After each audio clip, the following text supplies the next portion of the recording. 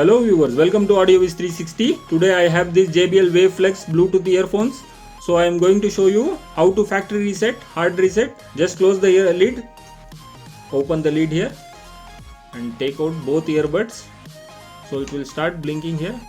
Just tap 2 times and third time hold it for few seconds until the light will turn off. So I am going to do this. Just follow the steps until the light turns off. You have to hold it 1, 2, 3. So it is in hearing mode now, so it will turn off. Yes, you can see now the earphones are turned off. So put it in the case and close the lid, wait for some time. So after few seconds you can open it. So now factory reset has been done to this JBL Waveflex. I hope you like the video. If you like the video, please do like, share, subscribe to AudioViz 360 and hit that notification bell icon and write comment in the comment section below.